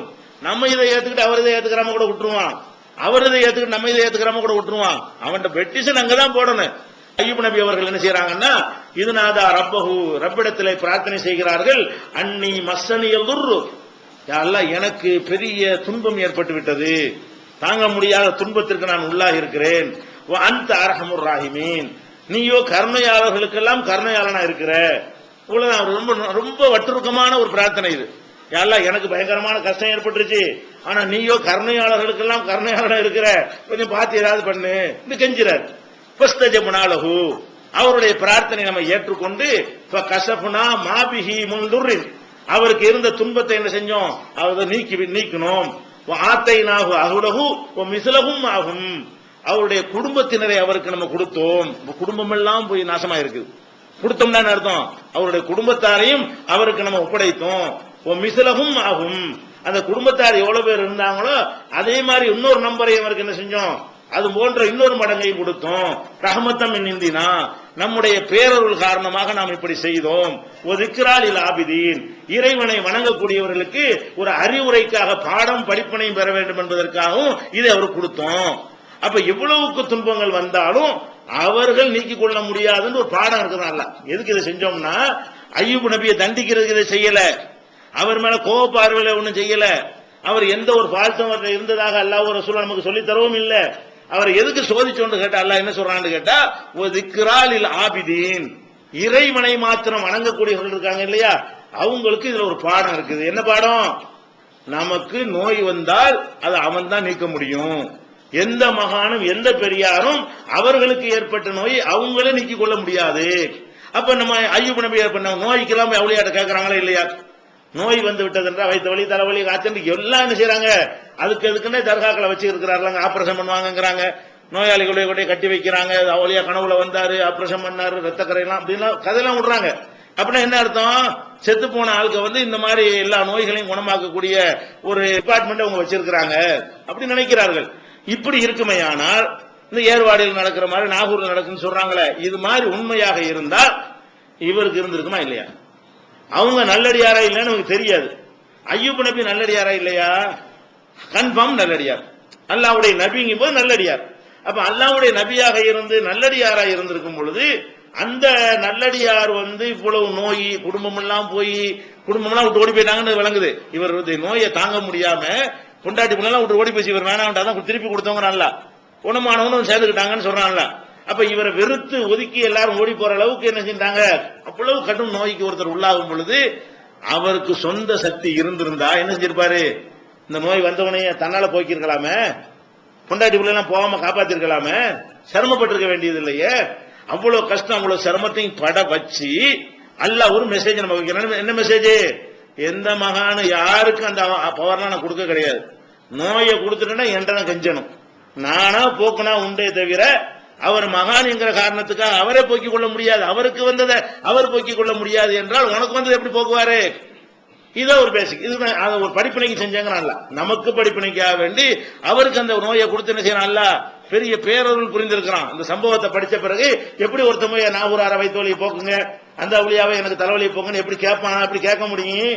அப்படி எழுதிச்சுக்கிறாங்க. யா சாஹிபன் நாகூரி குள்ளி நாசிரி, நாகூர் ஆண்டவரை எனக்கு நீங்க தான் உதவி செய்யணும். மூலது கிதாபுல பிஸ்ஸனி உள்ள அல்லாஹ் ஹுஸ்னில் பாசிரி, என்னுடைய கண் பார்வை நீங்க தான் குணப்படுத்தணும், காதுல உள்ள கோளாறை நீங்க தான் குணப்படுத்தணும் அப்படிலாம் கேட்கறாங்க. ஒபி தூளி உம்ரின் நாபி உம்ரின் காசிரி, நீண்ட நாள் ஆயுள் எனக்கு தரணும், ஆயுளை குறைச்சு விடாதீங்க இப்படி அவளியாட்ட போய் அவளியான்னு சொல்லி வேணா நினைச்சுக்கிட்டு கேட்கறான். இதெல்லாம் இருக்குன்னு அய்யூப் நபிக்கு இருந்திருக்காரு. அவ்வளவு கஷ்டப்பட்டிருப்பாரா? கொண்டாட்டி பிள்ளை எல்லாம் விட்டுட்டு ஓடுற அளவுக்கு சிரமப்பட்டிருப்பாரா?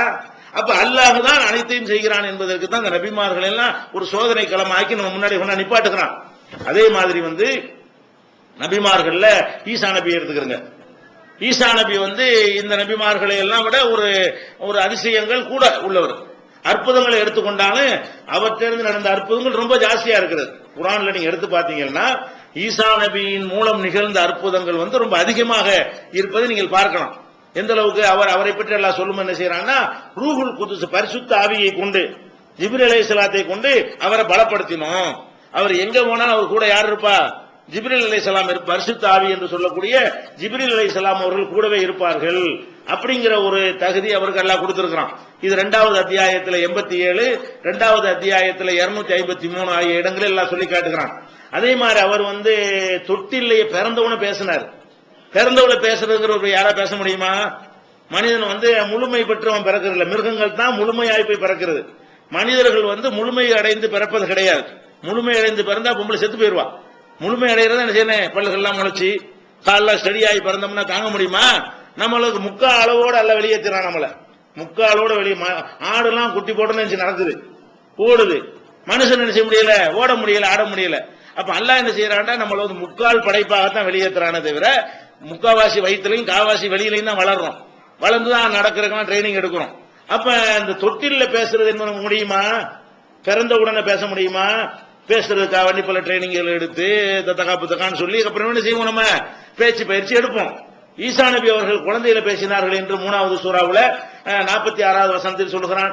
அவர் தகப்பன் இல்லாம ஜிப்ரீல் அலைஹிஸ்ஸலாத்தை அனுப்பி அல்லாஹுடைய ரூஹை ஊதி அதன் மூலமாக அவர் பிறந்தார் என்று 3வது அத்தியாயத்தில் 47வது வசனத்துல அல்லாஹ் சொல்லி காட்டுகிறான். அதுபோக அவர் செஞ்ச அற்புதங்களை வேற அல்லாஹ் சொல்லி காட்டுகிறான். என்ன செய்வாராம்? அவரு களிமண் இருக்குல்ல, களிமண்ணை வந்து பறவை மாதிரி செய்வாராம். களிமண்ணை உருட்டி பறவை மாதிரி செஞ்சு ஊதுன உடனே அது பறக்கும். நெசப்பறவையா பறந்துரும். அதே மாதிரி வெண்குஷ்டம், வெள்ளை வெள்ளன்னு இருக்கும்ல குஷ்டம், அது பிறவி குருடு, இதெல்லாம் கூட அவர் என்ன செய்வார், கையை வச்சு தடவி குணமாக்கிடுவாரு. அதே மாதிரி இறந்து போன ஆட்களை கூட சில நேரங்கள்ல மூத்தா போயிருவாங்க, உயிர் கொடுத்தாருன்னு நல்லா சொல்லி காட்டுகிறான். வீட்டுல நீங்க என்ன சாப்பிட்டீங்க நான் சொல்லுவேன் அப்படின்னு சொல்றாரு அவரு. ஈசா நபி என்ன சொல்றாரு, நீங்க இன்னைக்கு என்ன சாப்பிட்டு வந்தீங்க நான் இங்க உட்காந்து சொல்லுவேன். இதெல்லாம் அவருக்கு அல்லாஹ் அந்த அற்புதங்களை கொடுத்தான்னு சொல்லி 3வது அத்தியாயத்தில் 49வது வசனம், 5வது அத்தியாயத்துல 110வது வசனத்துல எல்லாம் சொல்லி காட்டுறான். அப்ப செத்து போன ஆட்களை எப்படி செத்து போன ஆட்களை உயிராக்கின அற்புதம் செஞ்சிருக்காங்களே, மனித தன்மைக்கு அப்பாற்பட்டவர்களா இருக்கிறாங்கன்னு உங்க சந்தேகம் வரலாம். இந்த அற்புதங்கள்னா எப்படி செய்யறாங்கன்னு கடைசி இன்னொரு தலைப்புல அதை விளைவிக்கிறோம். இப்போதைக்கு விளைவிக்கிற வேண்டிய விஷயம் என்னன்னு கேட்டா, இவ்வளவு ஆற்றல்லாம் இருக்குதுல்ல, சில சில அற்புதங்கள் எல்லாம் கொடுத்திருக்கிறான்ல. ஒரு நோயை குணமாக்குற ஒரு இது, பறவையை ஊதினோன்னு இது இல்லை, அல்லாவுடைய அனுமதி பெற்று தான் செய்யறாரு.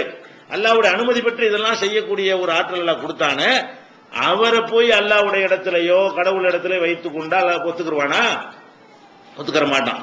அல்லாஹ் என்ன செய்யறான்னு கேட்டா, மல் மசீஹ் இப்னு மரியம் இல்லா ரசூல், இவ்வளவும் இருந்தாலும், அவர் தந்தை இல்லாமல் பிறந்தாலும், இன்னும் சாகாமல் இருந்தாலும், அவர் இறந்தவர்களை உயிர்ப்பித்து இருந்தாலும், இன்னும் சில அற்புதங்கள் அவர் மூலம் நிகழ்ந்திருந்தாலும், அவர் தூதரை தவிர வேறு இல்லை. மல் மசீஹ் இப்னு மரியம் இல்லா ரசூல், அவர் கடவுள் கிடையாது, அவர் தூதர் தான். உம்முஹு சித்திகா, அவருடைய அம்மா உண்மையாளரு. அதை சொல்லிட்டு தான் சாப்பிட்டாங்கிறான். கானா யகுல் அனிதாம், 2 பேரும் சாப்பிடக்கூடியவர்களாகத்தான் இருந்தார்கள் சொல்றானே. இவ்வளவு அற்புதங்களும் உள்ளவரா இருந்தா கூட அவர் மனிதர் தான், அவரை போய் நீ கடவுள் உண்டாக்கணும் ஒத்துக்கிற மாட்டேன் என்கிற அளவுல அவரை கொண்டே எல்லாம் வச்சிடறான். அதே மாதிரி என்ன செய்யறான்னு கேட்டா, இன்னொரு இடத்துல எல்லாம் சொல்லி காட்டுகிறான். இது கால் அல்லாஹு யா ஈசா இப்னு மரியம், மரியமுடைய மகன் ஈசாவே, மறுமை நாள்ல அவர் இப்படி நிப்பாட்டுறான். என்ன நிப்பாட்டுறான், அவர் எல்லாரும் கடவுள் மகங்கிறாங்க, அவரை கூப்பிடுறாங்க, அவரை பிரார்த்தனை பண்றாங்க, அவர்கிட்டயே வணக்கமே செய்யறாங்க. இதெல்லாம் அவர் பொறுப்பாளி கிடையாது, நமக்கு தெரிகிறது. ஆனா மறுமை நாள்ல விசாரிப்பான். எப்படி விசாரிப்பான்?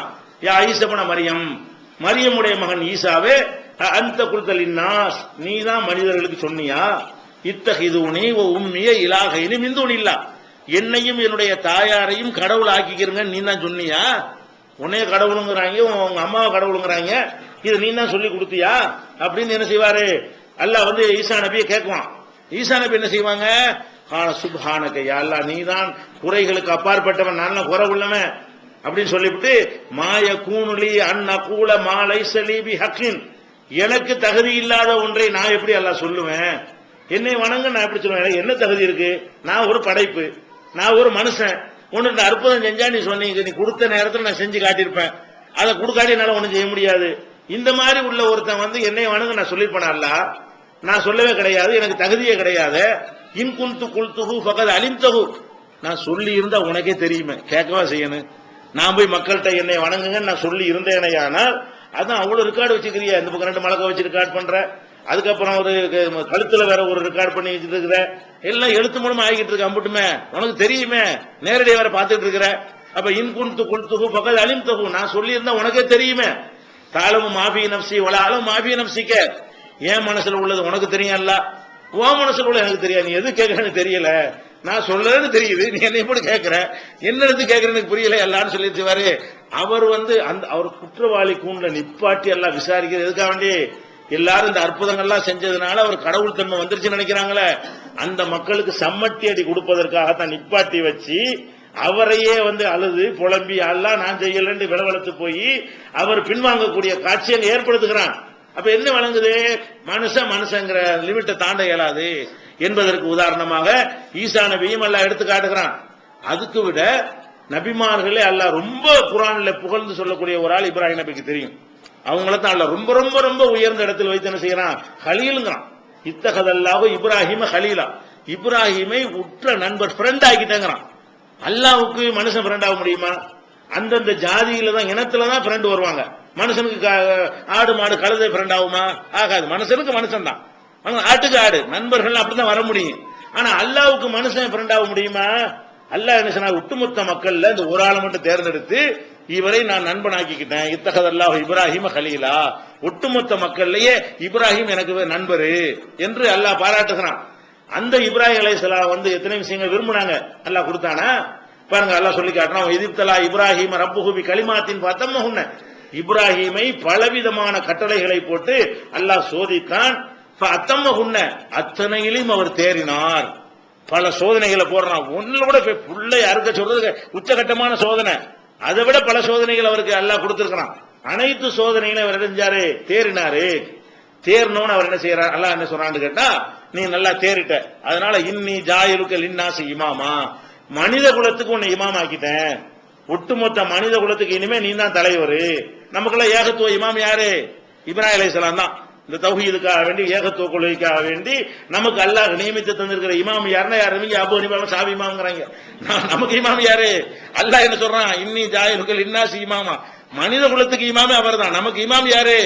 எங்களுடைய இமாம் இப்ராஹிம் நபி தான். அவர் எப்படி இந்த பல தெய்வ வணக்கத்துல சமரசம் பண்ணாம உறுதிப்பாடா இருந்தார், அப்படி இருப்போம் அப்படின்னு சொல்லி அல்லாஹ் சொல்றான். அப்ப இப்ராஹிம் நபி என்ன சொல்றாங்கன்னா, ஒமின் ஸுர்ரியத்தி, அல்லாஹ் என்ன இமாம்ங்கறிய, என் புள்ள குட்டியெல்லாம் இது மாதிரி ஆக்கிருங்கிறாரு. நல்லா கவனிங்க. இவ்வளவு தியாகம் பண்ணி பரீட்சை வச்சுட்டு தேறிட்டாரு. தேறின பிறகு அல்லாஹ் ஒரு கிஃப்ட கொடுக்குறான். என்ன கிஃப்ட்? எல்லா பரீட்சையிலும் தேறிட்ட, இப்ப உன்னை நான் என்ன செய்ய போறேன், மனித குலத்துக்கு இமாம் ஆக்கிட்டேன். உடனே அவர் சரின்னு சொல்லிட்டு போயிட வேண்டியதானே. எல்லா மனுஷனுக்கும் ஆசை வரும், நம்ம புள்ள ஒட்டியில் அப்படி இருக்கணும். அந்த மாதிரி ஒரு தீன விஷயம் தான் ஆசைப்படலாம். துன்யாவுக்கு நிறைய பேர் ஆசைப்படுவாங்க. இவங்க என்ன ஆசைப்படுறாங்க, நம்மள அல்ல இமாம் ஆக்கின மாதிரி நம்ம வாரிசுகள், நம்ம சந்ததிகள்லாம் இமாமா இருந்துகிட்டே இருக்கணும், மனித குலத்துக்கு இமாமாக வழிகாட்டிகளாக இருக்கணும்னு சொல்லிட்டு ஒமின் ஸுர்ரியத்தி, என் புள்ள குட்டியெல்லாம் இந்த மாதிரி ஆக்குங்கிறாரு. அந்த விளையாட்டு வச்சுக்கிறாரு. அல்லாஹ் செய்யற ஆசையை கேட்கிறாரு. கால லாயனால ஹதில் ஆலிமீன், என்னுடைய இந்த உறுதிமொழி அநியாயக்காரனு கிடையாது. அவன் நல்ல செயல் செஞ்சா வேண்டா இருக்கலாமே தவிர உன் புள்ள குட்டிகளுக்கு ஒட்டுமொத்தமா ஆக்கிட முடியாது. நீ எத்தனை பரீட்சையில தேர்னாலும் அதனுடைய அனுகுணம் உனக்கு தருவனே தவிர நீ தேர்னதுனால உன் புள்ள குட்டியெல்லாம் நான் இமாம் ஆக்கிட மாட்டேன் அப்படின்னு நல்ல மறுத்து ஆசையோட கேட்கிற நல்ல விஷயம் கேட்கிறாரு. 2வது சூறாவுல 124 இருக்குது. அதே மாதிரி வாப்பாவுக்கு என்ன செஞ்சாரு, யாரெல்லாம் என் வாப்பா மன்னிச்சிரு, வாப்பா இஸ்லாத்தை ஏத்துக்கிறல, மன்னிப்பு கேட்கிறாரு.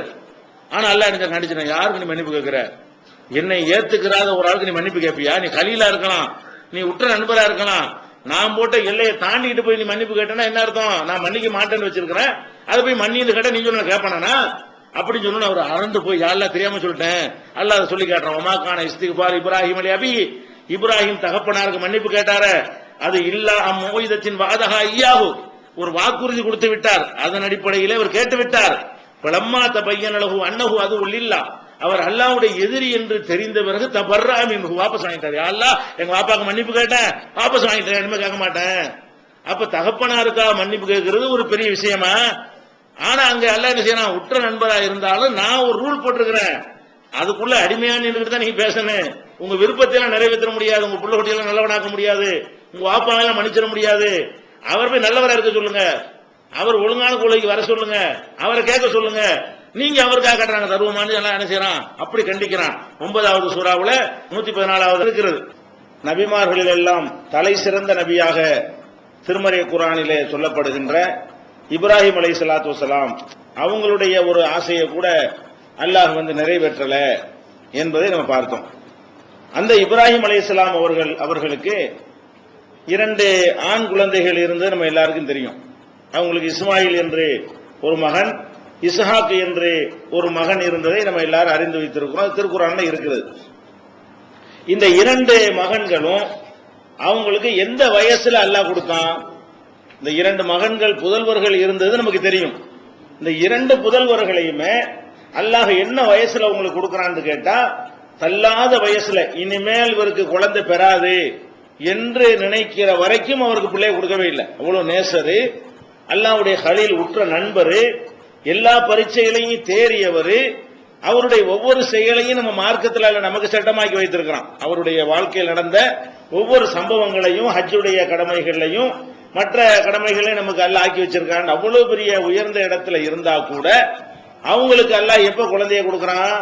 அதை இப்ராஹிம் அலைஹிஸ்ஸலாமே சொன்னதாக திருக்குர்ஆன்ல 14வது சூறாவில் 39வது வசனத்தில் இருக்கிறது. அல்ஹம்துலில்லாஹில்லதி வஹபலி அலல் கிபரி இஸ்மாயில் வ இஸ்ஹாக், என்னுடைய தள்ளாத வயதில இஸ்மாயிலையும் இஸ்ஹாக்கையும் எனக்கு தந்தானே அந்த அல்லாஹ்வுக்கே எல்லா புகழும்ங்கிறாரு. அப்ப 2 பிள்ளைகளும் அவருக்கு பிறந்தது எப்பன்னு கேட்டா தள்ளாத வயசுல தான். இன்ன ரப்பில சமீஉ துஆ, என்னுடைய இறைவன் துவாக்கள் அங்கீகரிக்கிறவனா இருக்கிறான். இது கூட எப்படி கிடைச்சுன்னு கேட்டா, நான் திரும்ப திரும்ப இறைவன்ட்ட பெடிஷன் போட்டுக்கிட்டே இருந்தேன், என்னுடைய தள்ளாத வயசுல தந்துட்டான்னு அவங்க சொல்றாங்க. அல்லாவுக்கு நன்றியும் செலுத்துறாங்க. அப்ப இந்த குழந்தைகள், தனக்கு ஒரு குழந்தை வேண்டும் என்று சொன்னால் அதை உருவாக்கக்கூடிய வழங்கக்கூடிய ஆற்றல் நபிமார்களுக்கு இருந்தால் கண்டிப்பா இப்ராஹிம் நபிக்கு இருந்திருக்கணும். நல்லடியார்களுக்கு இருந்தால், நல்லடியார்களுக்கெல்லாம் தலைவராக, உலக மக்களுக்கெல்லாம் இமாமாக இருக்கக்கூடிய இப்ராஹிம் அலைஹிஸ்ஸலாத்துக்கு இருந்திருக்கணும். அப்ப அவங்க தனக்குன்னு ஒரு பிள்ளை வேணும்னு ஆசைப்பட்டு கூட அல்லாஹ்ட்ட துஆ செஞ்சுக்கிட்டே இருக்கிறாங்க. எப்ப கிடைக்கிறது? அல்லாத முதுமையில கிடைக்கிறது. இந்த முதுமையில் கூட எனக்கு பிள்ளையை தந்தானே, 2 பிள்ளைகளை தந்தானே, அந்த அல்லாஹ்வுக்கே புகழ் அனைத்தும் என்று அவங்க சொல்றாங்க. இன்னும் சொல்ல போனா அவங்களுக்கு இந்த பிள்ளை பெறக்கூடிய ஒரு செய்தியை நற்செய்தியாக அல்லாஹ் சொல்லும் பொழுது அவங்களுக்கு நம்ப முடியல. இப்ராஹிம் அலைஹிஸ்ஸலாத்துக்கு நம்ப முடியல. அது எப்படின்னு கேட்டா, லூத் நபி அவர்களுடைய சமுதாயம் ஒரு ஓரினை சேர்க்கையில ஈடுபட்டார்கள் என்பதற்காக வேண்டி அல்லாஹ் அவங்களை அழிக்கிறதுக்கு முடிவு பண்றான்.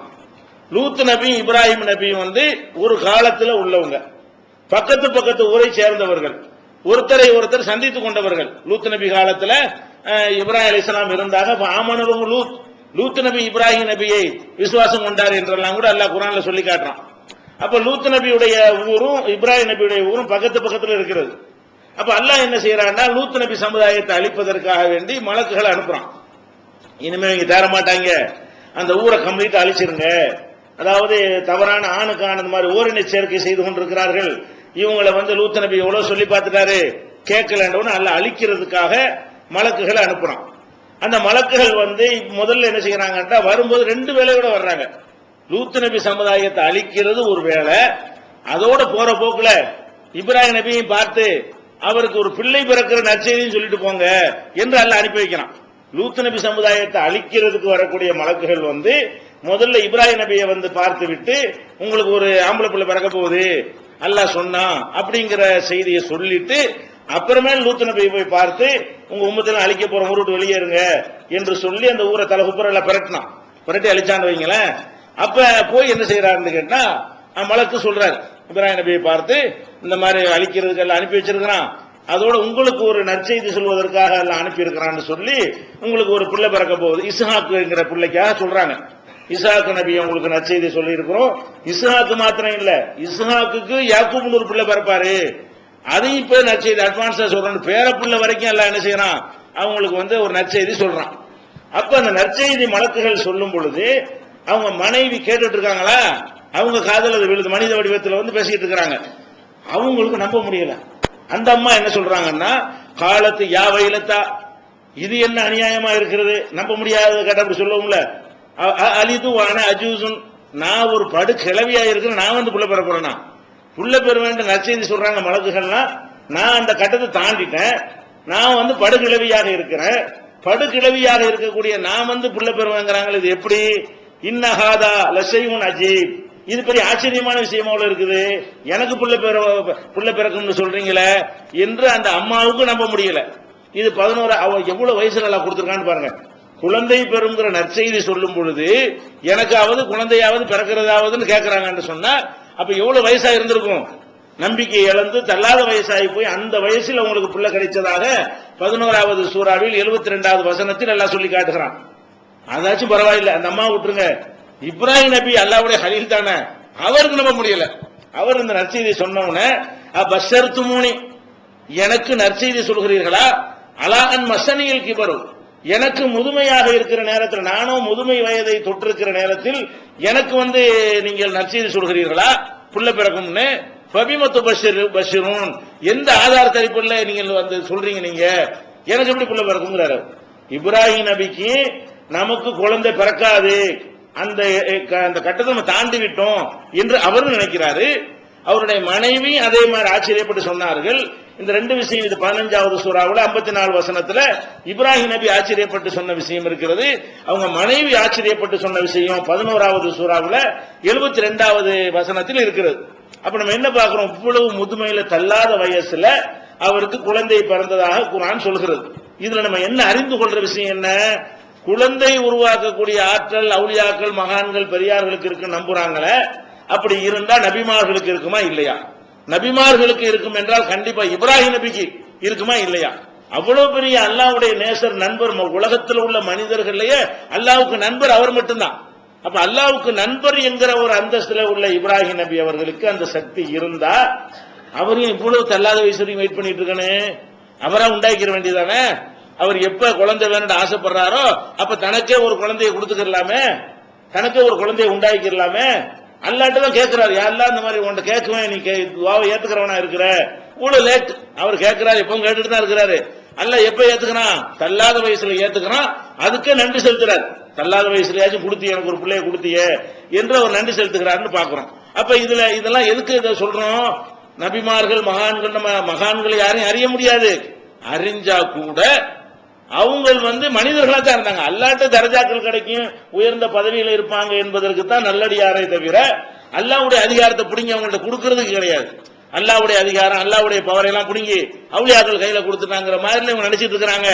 அல்லாஹ்வுக்கு ஒண்ணுமே இல்லாத மாதிரி ஆக்கி விட்டார்கள். அப்படி இருக்குமே ஆனால் இப்ராஹிம் நபி இப்படி நடந்திருக்குமா? இதை இப்ராஹிம் நபியுடைய வரலாறு எதுக்கு எல்லாம் சொல்றான்? இதெல்லாம் சிந்திக்கிறதுக்கு தான் சொல்றான். அதே மாதிரி உலகத்திலேயே அதிகமான காலம் வாழ்ந்தவர் என்று குர்ஆன் ஆதாரத்தில் சொல்வதாக இருந்தால் நூஹ் நபியை சொல்லலாம்.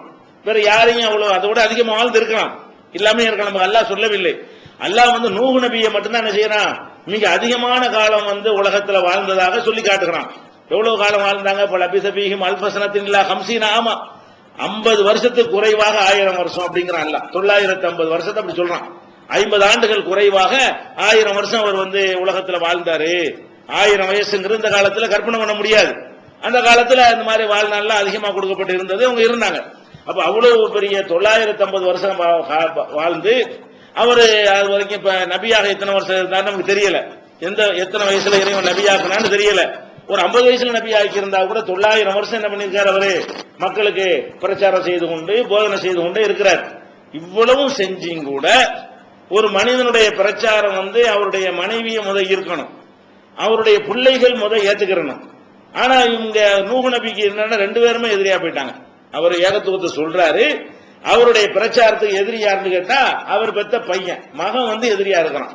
எந்த அளவுக்குன்னா அந்த எதிரிகளோட சேர்ந்து கேலி பண்ணுவது, எதிரிகளோட சேர்ந்து நூஹ் நபிக்கு தொந்தரவு கொடுக்கிறது, அவருடைய பிரச்சாரத்துக்கு முட்டுக்கட்ட போடுறது, இந்த வேலைகள்லாம் செஞ்சது யாருன்னு கேட்டா அவருடைய மகனும் ஒரு ஆள்.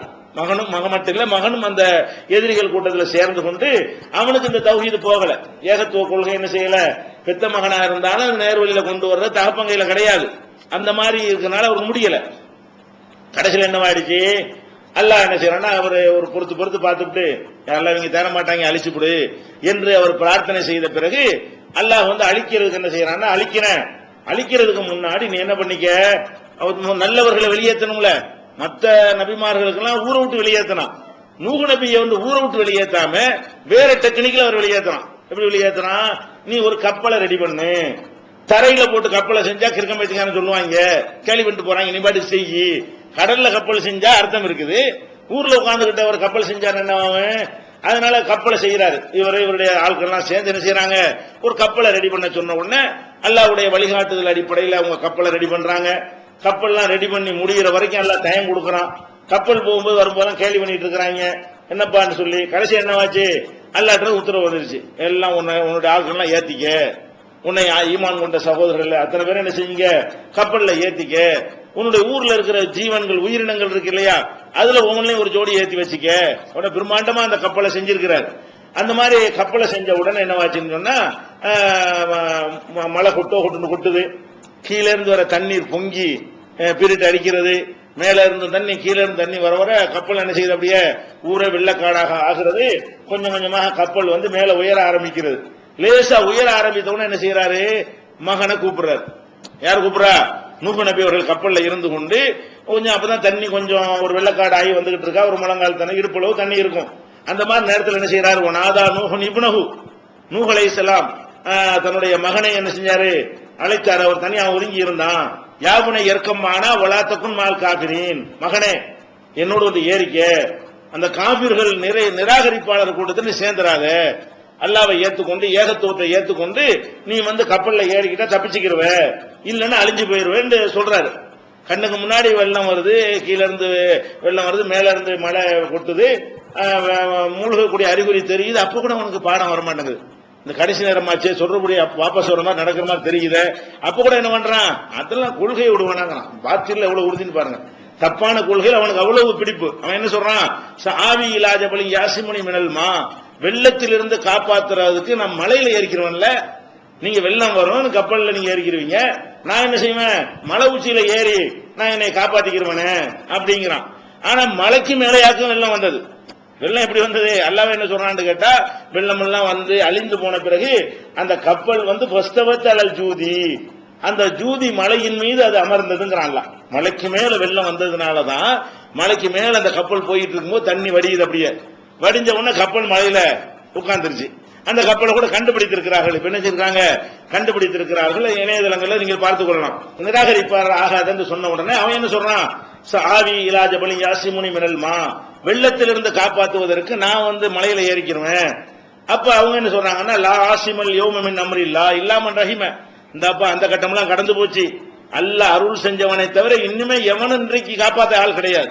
நீங்க ஏறிக்கிட்டாதான் தப்பிச்சுக்கிறீவே தவிர நீ மலையில ஏறிலாம் தப்பிக்க முடியாது என்று அவர் என்ன செய்யறாரு, இது அல்லாஹ்வுடைய ஆர்டர் படி நடக்கக்கூடிய ஒரு சோதனை, இதுல எல்லாம் நீ தப்பிச்சுக்கிற முடியாது அப்படின்னு சொல்லிக்கிட்டு இருக்கும் பொழுது வஹால பைனஹுமல் மௌஜ் ஃபகான மினல் முக்ரகீன், அந்த ரெண்டு பேருக்கு மத்தியில ஒரு பெரிய அலை வந்து குறுக்கிடுகிறது. உடனே அவன் மூழ்கடிக்கப்பட்டு விட்டான். தகப்பனார் பார்த்து கொண்டு இருக்கும் பொழுது மகன் வந்து மூழ்கடிக்கப்பட்டான் என்ற செய்தியை 11வது சூறாவில 42, 43 அல்லாஹ் சொல்றான். இதை மனசுல வச்சுக்கிறங்க. அப்புறம் என்ன செய்யறாரு, நூஹ் நபி என்ன பண்றாருன்னு கேட்டா, அல்லாஹ் கேட்கிறாரு. என்ன கேட்கிறாரு, வநாதா நூஹுன் ரப்பஹு, நூஹ் நபி இறைவனை அழைக்கிறார். அழைத்து ஃபகால ரப்பி இன்னபுனி மின் அஹ்லி, என் மகன் வந்து என் குடும்பத்தை சேர்ந்தவன் தானே, இன்ன வாதக்கல் ஹக்கு, உன்னுடைய வாக்குறுதி மெய்யானது தானே, அந்த அஹ்கமுல் ஹாக்கிமீன், நீ தீர்ப்பளிப்பவர்களை எல்லாம் சரியான தீர்ப்பளிப்பவன் தானே, என் குடும்பத்தை காப்பாத்துறேன்னு சொன்னீங்க, என் மோகன் என் குடும்பத்தை சேர்ந்தவன் தானே, என் கண்ணு முன்னாடி அழிச்சுப்பிட்டியன்னு கேட்கிறார். நூஹ் நபி அவர்கள் வந்து அல்லாஹ் சொல்லி இருந்தான், உன்னையும் உன் குடும்பத்தையும் காப்பாத்துவோன்னு சொல்லி இருந்தான். அதை நம்பிக்கிட்டு அவர் என்ன செய்யறாரு, என்னையும் என் குடும்பத்தையும் காப்பாத்துறேன்னு சொன்னீங்களே, இப்ப நான் இருக்கிறேன், என் மோகனை காணாம, இப்ப என் கண்ணு முன்னாடி என் மோகனை வந்து அழிச்சுப்பிட்டிய அப்படின்னு சொல்லி நூஹ் நபி என்ன செய்யறாங்க, உன்னுடைய வாக்குறுதி நிறைவேற்றக்கூடிய ஆள் தானே நீ என்று கொஞ்சம் ஒரு ஒரு உரிமையோட என்ன செய்யறாரு, ஒரு இறக்கத்தோட அல்லாஹ்ட்ட பிரார்த்தனை செய்கிறார். அப்ப அல்லாஹ் என்ன செய்யறான், யா நூஹு இன்னஹு லைஸ மின் அஹ்லிக, நூஹே அவன் உன் குடும்பத்தை சேர்ந்தால் கிடையாத, குடும்பத்தை காப்பாற்றுவோம்னா உங்களுக்கு பிறந்தவங்க எல்லாம் குடும்பமா, கொள்கை ஏத்துக்கிட்டாதான் குடும்பம், நீ சொன்ன கொள்கை ஏத்துக்கலன்னா அவன் எப்படி உன் குடும்பமாவான். அல்லாஹ் என்ன சொல்றான், இன்னும் குடும்பத்தை காப்பாத்துற வாக்குறுதி அப்படி இருக்கிறது, காப்பாத்துதான் செய்வேன். உன் குடும்பம்னா யாருன்னு கேட்டா, உன்னை ஏற்றுக்கொண்ட நன்மக்கள், உனக்கு பிறந்த பிள்ளைலாம் கிடையாது, பிள்ளையும் ஏத்துக்கிட்டாதான் உன் குடும்பத்தில் வர முடியும்.